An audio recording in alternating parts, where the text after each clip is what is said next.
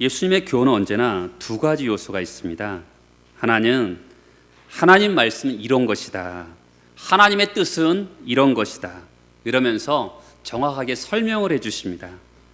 그런데 예수님은 하나님 말씀을 강해하는 데 그치지 않고 실제적인 그 말씀의 적용에 대해서도 반드시 첨가하십니다. 하나님 말씀을 듣는 자들은 이렇게 행하라고 말씀하고 있는 부분이 있습니다. 어떤 의미에서는 산상설교는 7장 12절까지가 끝나는 것입니다. 근데 13절부터는 산상설교의 적용과 실천을 이야기하는 것이죠. 앞에서는 기독교의 중요한 교리를 이야기했다면 오늘부터는 적용과 실제에 대해서 말씀하고 있는 것입니다. 이 땅을 사는 성도들은 어떤 특성을 갖고 있냐라고 하면서 팔복에 대해서 말씀하고 있었습니다. 팔복을 가진 성도들은 이 땅에서 빛과 소금의 역할을 감당해야 된다고 말씀드렸고요. 빛되고 소금된 사람들은 이 땅을 사는데 일반적인 종교인이라고 할 수 있는 바리새인과 서기관들보다 더 나은 일반적인 삶에서 6가지 면에서 더 나은 삶을 살아가려고 말씀하고 있었습니다. 그리고 종교적인 면에서도 기도와 구제와 금식에서도 더 나은 의를 행하라고 말씀했죠. 성도는 이 땅에 보물을 쌓는 사람이 아니라 하늘의 보물을 쌓는 사람이라고 말씀드렸고요. 그리고 이 땅에서 다른 사람들과 관계를 맺을 때 그 사람을 비판하거나 비난하지 말라. 되려 우리는 남이 나에게 해주기를 원하는 것만큼 그것을 기준으로 해서 내가 먼저 남에게 베풀라, 행하라 이렇게 말씀하셨습니다. 성도를 향한 하나님의 목적을, 기대를 산상설교를 통해서 우리가 쭉 봐왔습니다. 산상설교를 마무리하면서 우리의 손과 발을 사용해서 하나님의 말씀을 실천하라고 말씀하고 있는 것이죠. 여러분, 좁은 문으로 들어가라는 이 말씀의 위치를 아시겠죠?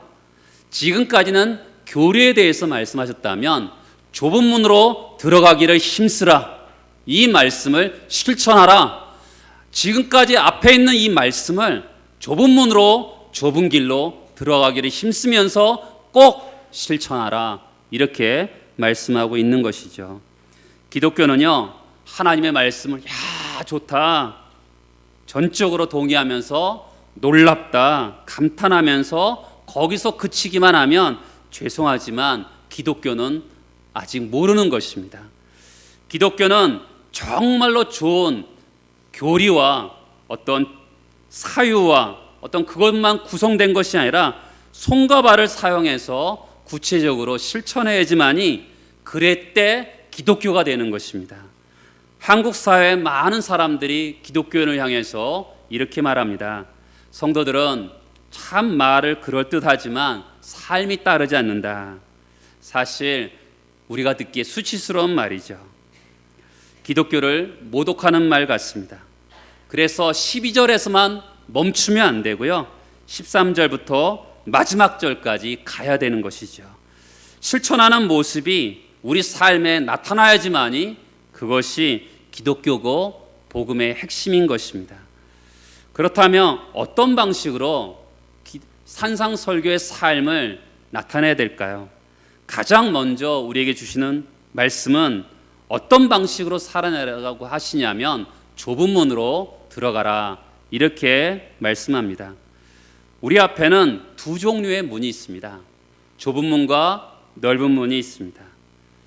그것을 항상 이 땅에서 기독교에는 좁은 문을 선택해서 살아야지만이 산상설교의 그 말씀을 실천하는 것이 가능하다고 말씀하고 있는 것이죠. 근데 사람들은요, 이 땅에 사는 대부분의 사람들은 한 가지 방식으로 살아가는 것을 좋아하지 않습니다. 여러 개를 혼합하면서 여러 개를 선택하며 살아가는 것을 좋아하고요, 어느 것 하나를 집중해서 살아가기보다는 둘 중에 하나에서 머뭇머뭇하면서 살아가는 것을 대부분 좋아합니다. 한국교회 성도들의 삶의 모습은 세상과 하나님 중간 사이에서 머뭇머뭇하면서 살아가는 삶의 양태를 보여주고 있습니다. 말씀을 듣지만 말씀에 전적으로 기울이지 않고 중간에 서 있는 것이죠. 그러나 기독교는요, 어느 하나를 선택하라고 분명하게 우리에게 말씀하고 있습니다. 하나의 길, 하나의 문에 헌신하라고 말씀하고 있는 것이죠. 좁은 길이냐 넓은 길이냐 둘 중에 하나예요. 제3의 길은 없습니다. 그래서 기독교적인 가치관을 가지고 개인과 가정과 일터에서 구체적인 삶의 자리에서 산상설교의 말씀을 살아낼 수 있도록 좁은 길, 좁은 문으로 가라, 이렇게 우리를 촉구하고 계시는 거죠. 세 번째 길은 없습니다. 13절부터 마지막 절까지 항상 둘 중에 하나를 선택하는 것입니다. 13절, 14절은 좁은 문이냐 넓은 문이냐, 좁은 길이냐 넓은 길이냐. 17절에서 보면 좋은 나무냐 못된 나무냐. 17절, 18절에서 보면 아름다운 열매냐 나쁜 열매냐. 그리고 7절 하반절에서 보면 반석 위에 집을 짓냐 모래 위에 집을 짓냐. 항상 둘 중에 하나를 선택하라고 주님은 우리에게 말씀하고 있는 것이죠. 사실 우리들은 둘 중에 하나를 선택하기를 머뭇머뭇합니다. 여호수아가 나와 네 집은 하나님만을 선택하겠다, 너희들도 선택하라, 이렇게 말씀하고 있는 것처럼 우리에게 하나님은 우리에게 선택하라고 말씀하고 있는 것입니다. 종종 그리스도와 우리와의 관계를 결혼에 비유합니다.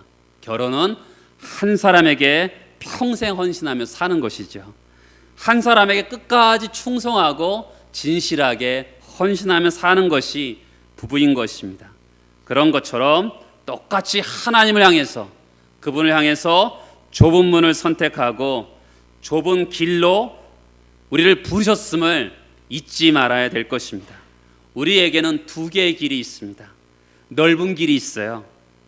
13절에 보면 그리로 들어가는 자가 굉장히 많다 합니다. 좁은 길이 있습니다. 14절에 보면 찾는 자가 적다고 말씀합니다. 그런데 좁은 길의 그 끝에는 생명이 있고 넓은 길의 그 끝에는 사망이 있다, 멸망이 있다, 죽음이 있다고 말씀합니다. 성경은요 굉장히 명확하게 얘기해요. 성경은 흐리멍텅하게 얘기하지 않습니다. 좁은 길로 가면 거기에 생명이 있고 넓은 길로 가면 거기에 사망이 있다고 우리에게 분명하게 말씀하고 있는 것이죠.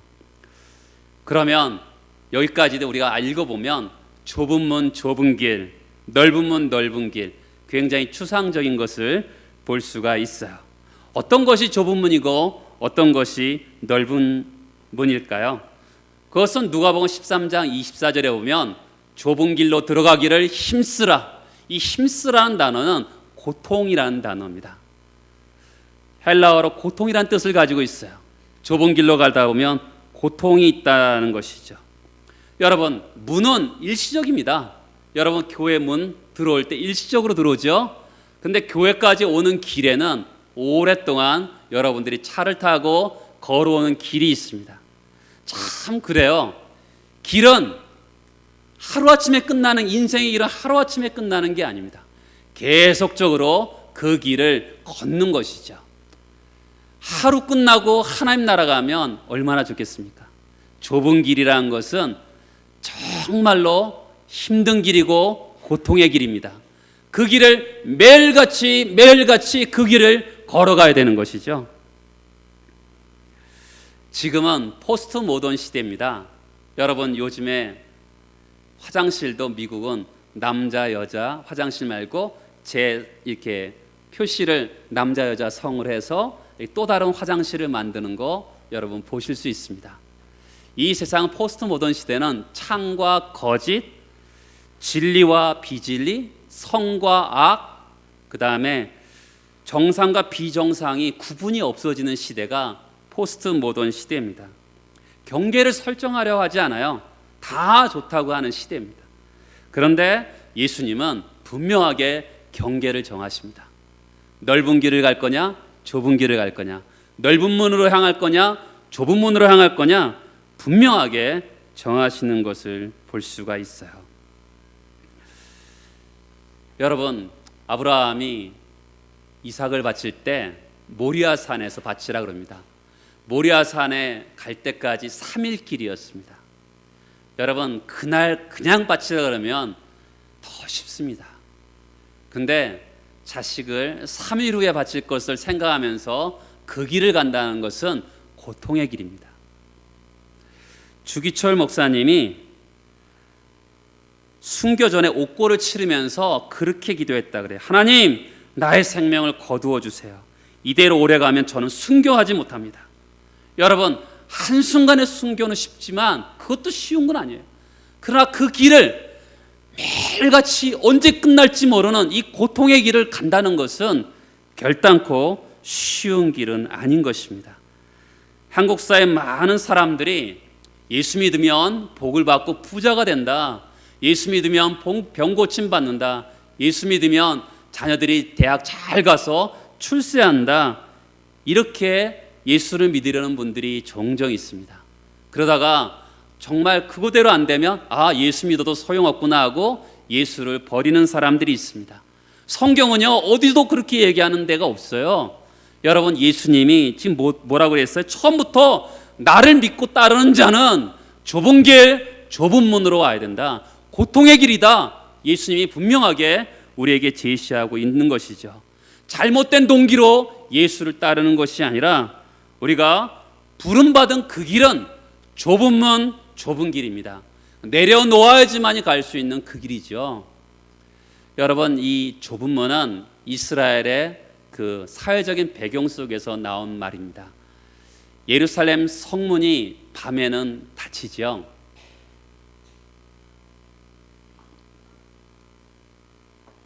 밤에 멀리서 온 사람들이 있을 거 아니겠습니까?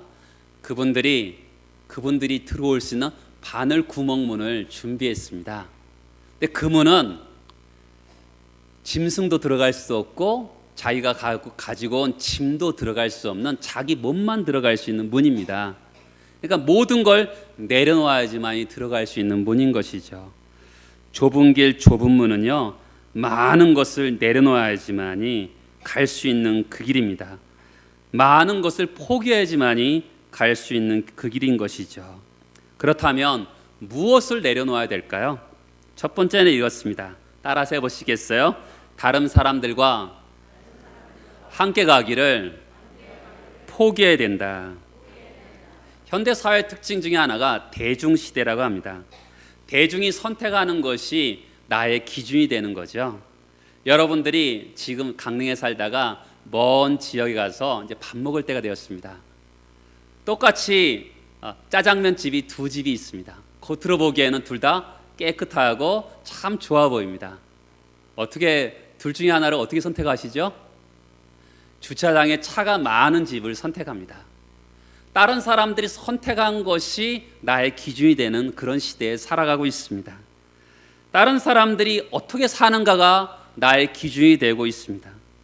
하지만 성도는요, 다른 사람들이 선택한 것과 다르게 선택하며 살아가야 되는 것이 지금의 성도의 삶이라고 성경은 말씀하고 있는 것이죠. 남들이 하는 것처럼 살아서는 안 된다라는 것입니다. 다른 사람들이 다 그렇게 했기 때문에 나도 그렇게 한다, 그렇게 해서는 안 된다고 얘기합니다. 넓은 길은 모든 사람들이 가는 길입니다. 너희들은 넓은 길로 가면 안 되고 좁은 길을 가야 된다. 다른 사람들이 가는 길이 아니라 다른 사람들과 함께 가는 것을 포기하고 너 혼자 외롭게 가야 되는 그 길이다, 이렇게 말씀하고 있는 것이죠. 예수님은 항상 우리에게 다른 사람들은 어떻게 생각하느냐라고 물어보신 다음에 너는 어떻게 생각하느냐라고 물어보세요. 마태복음 16장에서 보면 다른 사람들은, 세상 사람들은 나를 누구라고 하느냐라고 묻습니다. 그때 제 아들이 선지자라고 합니다. 훌륭한 분이라고 합니다. 요즘 같으면 4대 성인 중에 한 사람이라고 합니다. 그때 예수님이 너희는 나를 어떻게 생각하느냐라고 재차 물으십니다. 주님은 항상 다른 사람들이 어떻게 생각하는 게 중요한 것이 아니라 너는 어떻게 생각하느냐라고 물어보시는 것이죠. 하나님은 만왕의 왕이시고 만주의 주이십니다. 모든 민족의 주인이시지만 하나님은 너는 나를 어떻게 생각하느냐 개인적으로 물어보시는 것이죠. 우리는 이 땅에 다른 사람들이 가는 길로 부름받지 않았습니다. 다른 사람들이 보편적으로 인정받는 그 길을 거절하고 하나님이 나에게 말씀하시는 그 길을 선택하며 가는 것이죠. 좁은 길, 협착한 길에는 외로움이 있습니다. 여기 그렇잖아요. 협착하여 찾는 자가 적다고 합니다. 친구들이, 동료들이 넓은 길로 갑니다. 가족들도 넓은 길로 갑니다. 그러면 가족들과 똑같이, 친구들과 똑같이 넓은 길로 가면 사망이 있습니다. 나는 좁은 길을 가야 됩니다. 좁은 문을 가야 됩니다. 때로는 생명같이 소중한 아내, 남편, 자녀를 포기해야 되는 순간이 있습니다. 언제나 그런 것은 아니지만 하나님께 헌신하기 위해서는 그런 순간이 우리 삶에 찾아올 때가 있는 것이죠. 외로운 길입니다. 다른 사람들이 다 가는데 나는 그 길을 가지 않고 나는 홀로 가야 되는 그 길이 좁은 길이기 때문에 외롭습니다. 예수 믿고 가장 힘든 것 중에 하나가 이 길인 것 같습니다. 어느 분이 대학교 들어가서 친구들과 아주 재밌게 알콩달콩 살았다 그럽니다. 교우관계도 좋았는데 어느 날 대학교 2학년 때 하나님이 이제 그만 이렇게 말씀하시더랍니다. 더 이상 친구들과 같이 행동할 수 없고 그들이 친구들과 같이 원하는 곳에 갈 수 없는 그런 순간이 찾아왔습니다. 힘들죠? 여러분, 친구를 잃는다는 것은 쉬운 일이 아닙니다. 그러나 이분이 친구들을 잃기로 결심을 했습니다. 그리고 1년 6개월이 지나서 하나님이 얼마나 다른 방식으로 새로운 친구를 붙여주셨는지 그분이 생생하게 경험담을 이야기했습니다. 잃어야 합니다. 사람을 잃어야지만이 하나님이 새로운 사람을 붙여주시는 것이죠. 잃어야만 얻고 죽어야만 사는 것입니다. 성도는요, 인기 있는 길, 보편적인 길을 선택하지 않습니다. 따라서 해보시겠어요? 교회는 대중의 지지도 살아남는 공동체가 아니다. 교회는 대중의 지지로 살아남는 공동체가 아닙니다. 대중이 다 지지해도 천만인이 예스해도 기독교는 아니오라고 하면서 살아남는 게 기독교입니다. 기독교가 살아남는 지금까지 살아남는 이유는요, 보편적으로 모든 사람이 동의하는 것에 동의하면서 살아남는 게 아니라 기독교는 모든 사람이 예스라 그래도 아니라고 하면서 지금까지 존재한 것이 기독교입니다. 직장 생활에도 모든 사람을 만족시킬 수는 없는 것입니다. 여러분들이 직장 생활에서 모두에게 지지를 받는다면 혹시 하나님은 여러분을 지지하지 않을 수도 있습니다. 주님 때문에 욕을 먹고 손가락질 당하며 좁은 길로 부름을 받고 있는 것이죠. 한국교회가 왜 망하는 줄 아십니까? 모든 사람을 만족시키려고 하다가 한국교회가 망하는 것입니다. 우리는 그런 길을 갈 수가 없는 것이죠. 하나님 한 분께 충성하기 위해서 모두를 거스리는 선택을 할 필요가 있는 것입니다. 두 번째는 좁은 길은 아까도 말씀드렸죠. 고통의 길이라고 말씀드렸잖아요. 자기의 본능과 자기의 습관을 가지고 통과할 수 있는 길이 아닙니다. 자아를 깨트려서 반복해서 훈련하고 포기하며 가는 길인 것이죠. 하나님의 은혜로 거듭나서요. 그리고 하나님의 말씀 살기로 결심하고 훈련하고 또 내려놓으면서 가는 길인 것입니다. 본능적으로 갈 수 있는 길이 아니에요. 이 길은 내려놓고 또 내려놓고 가야지만 갈 수 있는 그 길입니다. 많은 장애물이 있습니다. 세상의 가치관은요, 우리가 믿음으로 살기를 원하지 않아요. 세상의 가치관과 우리의 믿음이 충돌을 합니다. 또한 영적인 세계이죠. 마귀가 우리가 좁은 길을 가기를 원하지 않습니다. 끊임없이 우리의 생각을, 우리의 몸을 공격을 하게 되어 있는 것이죠. 영적인 전쟁을 치러야지만이 갈 수 있는 좁은 길인 것입니다. 우리의 나쁜 습관이 있습니다. 많은 약한 자아가 있습니다. 이것을 깨트려야지만이 갈 수 있는 길이 좁은 길인 것이죠. 이 길은 목숨을 걸고 들어갈 수 있는 길입니다. 죽고 사는 문제가 달려있는 길이죠. 생명과 사망이 걸려있는 문제인 것입니다. 본성이 이끄는 대로 따르지 않고요, 자아를 깨트려서 몸을 쳐서 복종하기를 원하시는 것을 볼 수가 있는 것이죠. 또한 이 길은 좁기 때문에 자아를 내려놓아야지 갈 수 있어요. 저를 보시겠어요? 여러분, 우리 인간은요, 우리 예수 믿는 사람은 이중적인 존재입니다. 옛사람과 새사람이 이 안에 있어요. 여러분, 신앙생활은요, 엄밀히 말하면 평안한 생활이 아닙니다. 옛사람과 새사람이 갈등을 겪는 거예요. 옛사람은 자꾸만 정도에서 이탈하기를 원합니다. 타락해보고 싶은 속성이 우리에게 있잖아요. 인간의 본성대로 그냥 살아보고 싶은 속성이 있습니다. 그런데 새 사람을 입은 우리는 그러면 안 된다고 예수님이 깨닫게 하시는 거잖아요. 그러니까 신앙생활은 엄밀히 말하면 평안한 생활이 아닙니다. 갈등의 생활이에요. 나는 제멋대로 살고 싶어요. 내 마음대로 살고 싶어요. 그런데 새 사람 된 우리 안에는 그러면 안 된다고 우리를 격려하시잖아요. 얼마나 갈등이 있어요. 고통이 있습니다. 왜요? 옛 자아를 자꾸만 내려놔야 되기 때문에 그렇습니다. 옛사람과 새사람의 결정적인 차이가 뭔지 아세요?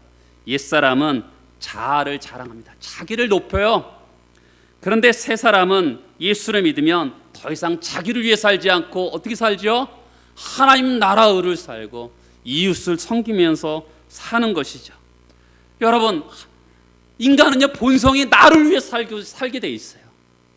근데 나를 위해 살지 말고 하나님 나라 의를 위해서, 이웃을 위해 살라고 하니 얼마나 나 자신의 자아를 내려놓는 싸움을 해야 되겠습니까? 갈등이죠. 고통이죠. 좁은 길을 가려니까 얼마나 고통입니까?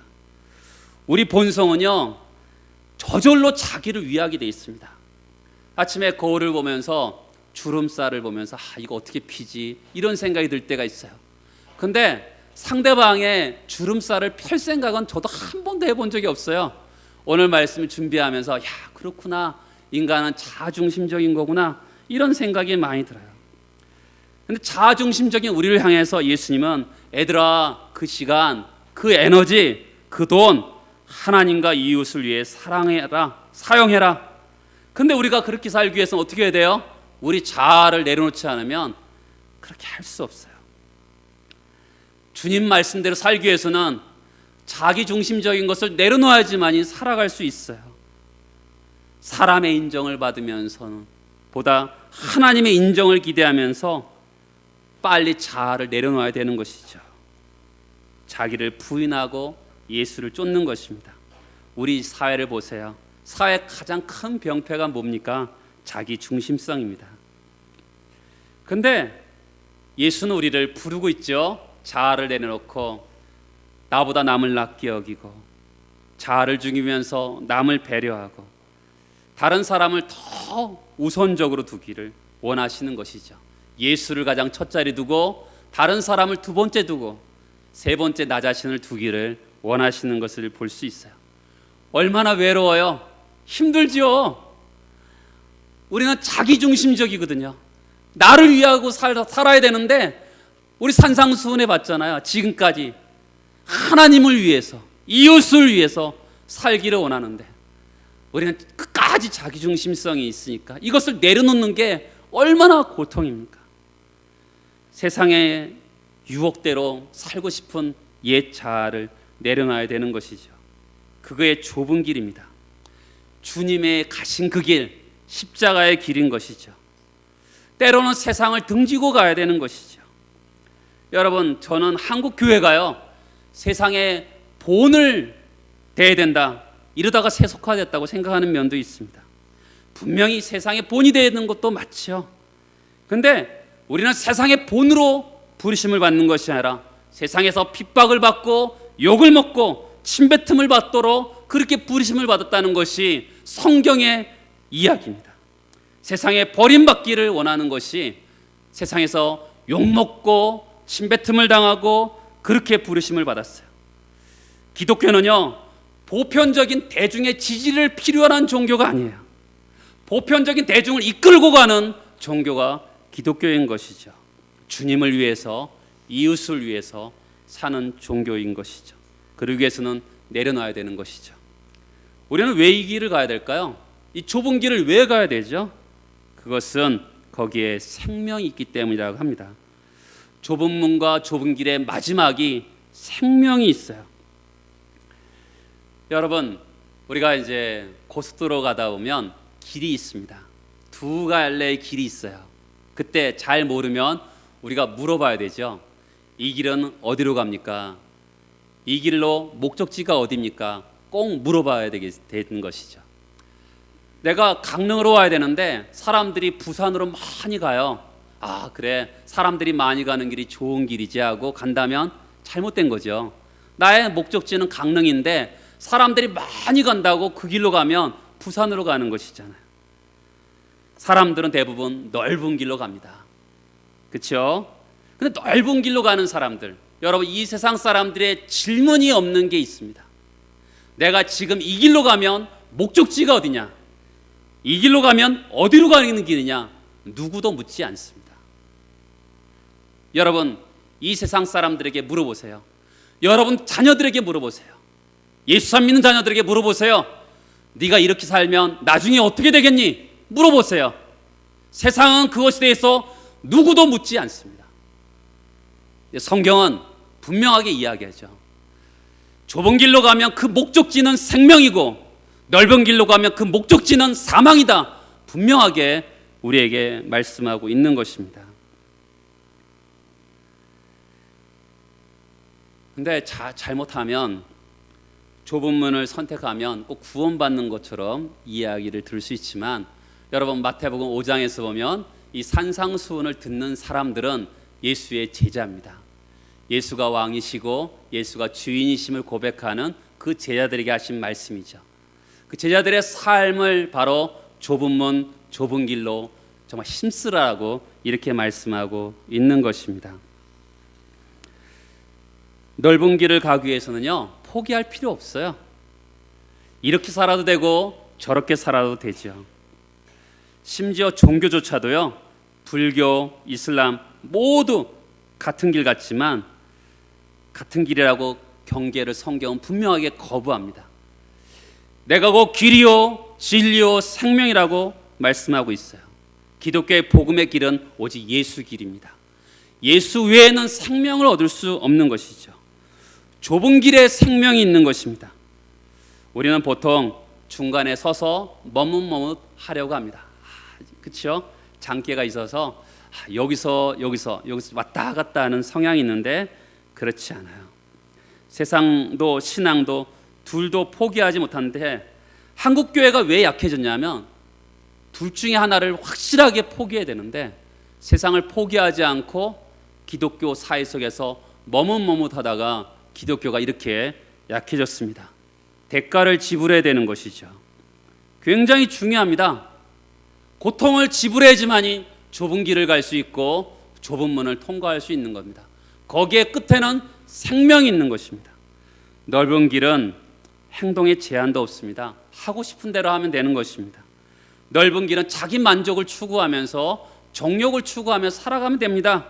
나 성격이 원래 그래, 그러면서 살아가면 됩니다. 자기 자신을 훈련하거나 자기 자신을 진리 안에 복종시킬 수고도 필요 없습니다. 그런데 기독교는요, 더 나은 종교를 가르치는 종교가 아닙니다. 기독교는 사냐 죽느냐를 이야기하는 종교입니다. 좁은 길로 가면 삽니다. 넓은 길로 가면 죽습니다. 중간에 머뭇머뭇하는 사람들에게 여러분 좁은 길로 가십시오. 그것을 선택해야 됩니다. 그것을 이야기하는 것이 기독교인 것이죠. 좁은 길로 가면 사실 만만치 않아요. 원수들이, 마귀가 공격을 합니다. 한순간도 경계를 늦출 수 없을 만큼 마귀의 공격이 굉장히 심합니다. 저는 목회자로서 가끔 이렇게 기도할 때가 있어요. 수많은 이 무거운 짐 어떻게 지고 갈 수 있습니까? 너무 무거울 때, 어떨 때는 내려놓고 싶을 때가 생각보다 많습니다. 그런데 믿음으로 살다 보면 이렇게 보니까 목회자만 그런 게 아니에요. 성도들도 육신의 장막이 무너질 때까지 한순간도 방심하지 않고 이 좁은 길을 가야 되는 것이죠. 성경은 목회자만 좁은 길로 가라고 말씀하는 것이 아니라 모든 예수를 믿는 사람들이 좁은 문, 좁은 길로 가라고 말씀하고 있는 것이죠. 근데 여러분, 좁은 문, 좁은 길로 가다 보면 갈수록 존귀와 영광이 있습니다. 갈수록 영광이 있습니다. 남들이 알아주든 알아주지 않든 살아보면 반드시 영광이 있고 삶의 풍성한 열매가 있습니다. 세월이 그냥 흘러가는 게 아니에요. 반드시 열매가 있습니다. 요한복음 10장 10절에 보면 영원하고 풍성한 생명을 주신다고 얘기합니다. 좁은 길에는 넓은 길에서 결코 얻을 수 없는 부요가 있는 것이죠. 그 길의 마지막은 영생입니다. 우리에게 그 길을 가라고 예수님이 독촉하시는 거죠. 외로운 길이지만 그 길을 가라고 뭐가 있어요? 보상이 있는 거예요. 영원하고 풍성하고 그 생명이 있는 것입니다. 그 길을 통과하는 사람은 사람을 때로는 잃지요, 그러나 주님이 가까이 하십니다. 그 길을 가는 동안 명예의 업적을 내려놓지요, 그런데 하늘의 복락과 영광을 경험하게 되는 것입니다. 좁은 길을 갈 수 있도록 주님이 격려하시는 거예요. 그냥 가라고 말씀하시는 거죠. 그 길 끝에는 영생이 있고 영원한 복락이 있고 풍성한 생명이 있다, 부요가 있다, 이렇게 우리에게 말씀하고 있는 것이죠. 이 땅이 우리에게 기대하는 것이 뭘까요? 여러분, 예수 안 믿는 사람들이 교회를 향해서 기대하는 게 뭘까요? 그것은 예수 믿는 사람만이라도 좁은 길, 좁은 문으로 가라고, 그런 사람들이 있기를 바란다고 아마 요구하고 있는 것을 볼 수가 있어요. 이것이 교회를 향한 세상의 요청인 것입니다. 내가 편한 길이 아니라 말씀이 이끄는 길, 성령의 도우심을 받아서 갈 수 있는 좁은 길로 말씀을 붙잡고 우리 갑시다. 그 길에 종착점에 영생이 있을 뿐만 아니라 그 길을 가는 과정에서도 난관이 있지만 꿋꿋하게 흔들림이 없이 그 길을 갑시다. 그 길 끝에는 영생이 있습니다. 그리고 뿐만 아니라 이 땅에서도 하늘의 복락을 우리가 맛보게 될 것입니다. 이 세상을 향해서 하늘의 복락을 나누어주는 그런 성도가 되시기를 예수 그리스도의 이름으로 축복합니다. 다 같이 일어나서 기도하시겠습니다.